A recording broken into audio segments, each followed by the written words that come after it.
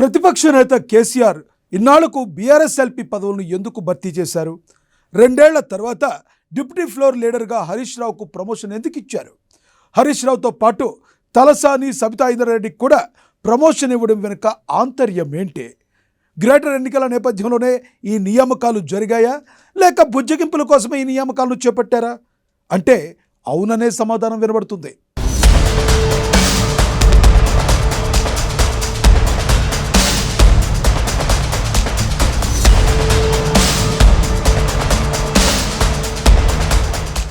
కాంగ్రెస్ అధికారంలోకి వచ్చి బీఆర్ఎస్ ప్రతిపక్షానికి పరిమితమై అప్పుడే 2 ఏళ్లు పూర్తయిపోయింది. కానీ ఇప్పటిదాకా బీఆర్ఎస్పీలో ఉపనేతలుగా కేసీఆర్ ఎవరిని నియమించలేదు. ఇన్నాళ్ళు ఎవరూ లేకుండానే గడిచిపోయింది.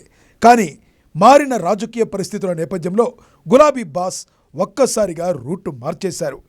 ట్రబుల్ షూటర్ హరీష్ రావుతో పాటుగా గ్రేటర్ హైదరాబాద్లో కీలకంగా ఉన్న తలసాని సబితా ఇంద్రారెడ్డికి కూడా ప్రమోషన్ ఇచ్చేశారు.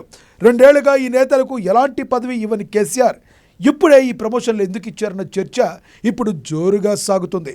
బీఆర్ఎస్కు ఇప్పుడు అవసరం కాబట్టే ఆ ముగ్గురు లీడర్లకు ప్రమోషన్ ఇచ్చారన్న వాదన వినబడుతుంది. గ్రేటర్ ఎన్నికల నేపథ్యంలోనే ఈ నియామకాలు జరిగాయన్న గుసగుసలు వినబడుతున్నాయి.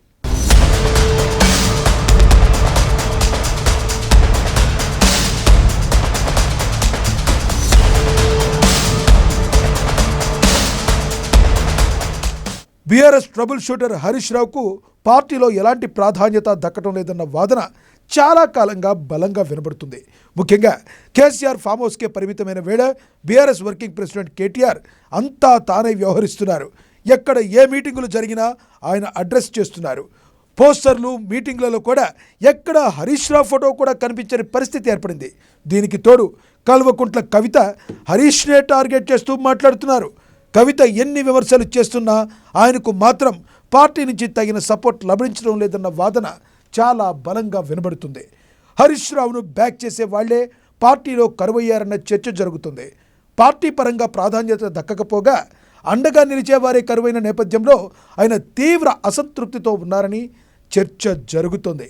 ఇదంతా కేసీఆర్ లేటుగా గుర్తించారని, అందుకే హరీష్ రావుకు సడన్గా ప్రమోషన్ ఇచ్చారని చెప్తున్నారు.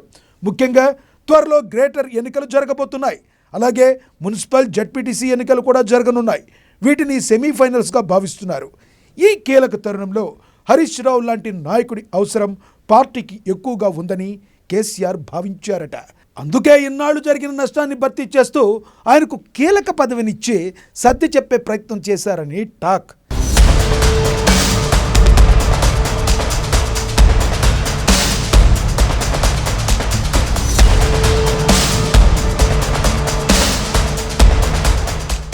ఇక మాజీ మంత్రులు తలసాని శ్రీనివాస్ యాదవ్, సబితా ఇంద్రారెడ్డికి కూడా కేసీఆర్ ప్రమోషన్ ఇవ్వడం వెనుక పలు రాజకీయ కారణాలున్నాయన్న ప్రచారం జరుగుతుంది.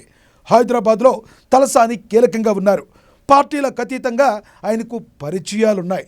హైదరాబాద్ పాలిటిక్స్ను ప్రభావితం చేసే బలగం ఆయనకు ఉన్నాయి. సామాజిక వర్గ సమీకరణాల్లోనూ ఆయన్ను విమర్శించలేని పరిస్థితి. అసలే ప్రస్తుతం బీసీ వాదం బలంగా ఉంది. పైగా తలసానికి కేసీఆర్ 2 ఏళ్లుగా ఎలాంటి పదవి ఇవ్వలేదు. పార్టీ పరంగానైనా ఏ పదవిని ఇవ్వలేకపోయారు. ఈ తరుణంలో తలసాని కఠిన నిర్ణయం తీసుకుంటారేమోనన్న అనుమానాలు బీఆర్ఎస్లో వ్యక్తమవుతున్నాయి. గ్రేటర్ ఎన్నికలకు ముందు కొందరు బీఆర్ఎస్ ఎమ్మెల్యేలు కాంగ్రెస్లోకి జంప్ కొడతారన్న ప్రచారం సాగుతున్న నేపథ్యంలో ఎందుకైనా మంచిదని కేసీఆర్ జాగ్రత్త పడినట్లుగా చెబుతున్నారు. అందుకే తలసానికి బీఆర్ఎస్ ఎల్పీ ఉపనేత పోస్ట్ ఇచ్చారన్న టాక్ నడుస్తుంది. ఎందుకంటే గ్రేటర్ ఎన్నికల్లో బీసీ నేతగా తలసానిని ముందుంచి నడిపించాలని కేసీఆర్ భావిస్తున్నారట. ఆ కోణంలోనే ఆయనకు పదవి ఇచ్చారని చెప్తున్నారు.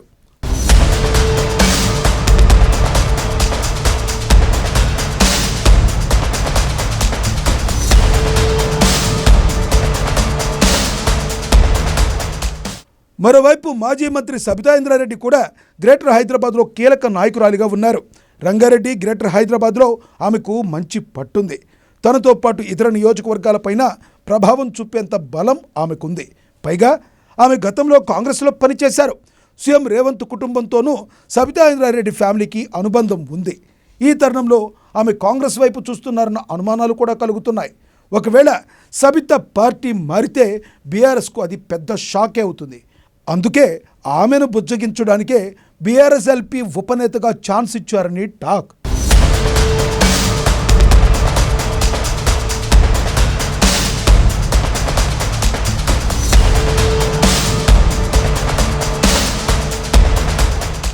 బీఆర్ఎస్ ఎల్పీ పోస్టులను భర్తీ చేయడమేంటో కానీ దీనిపై గులాబీ శ్రేణులే అసంతృప్తి వ్యక్తం చేస్తున్నారట.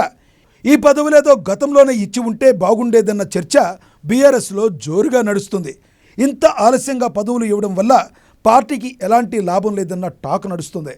గ్రేటర్ ఎన్నికలను దృష్టిలో పెట్టుకునే ఈ నియామకాలు జరిగినా గులాబీ ఆశించిన లబ్ధి మాత్రం జరగలేదన్న వాదన వినబడుతుంది. కాంగ్రెస్ జెట్ స్పీడ్తో దూసుకెళ్తున్న తరుణంలో బీఆర్ఎస్ ఎల్పీ పదవులను భర్తీ చేసినంత మాత్రాన ఒరిగేదేమీ లేదంటున్నారు విశ్లేషకులు. మరి ఈ పదవుల భర్తీతో బీఆర్ఎస్కి ఏమైనా కలిసి వస్తుందా లేదా అన్నది వేచి చూడాలి.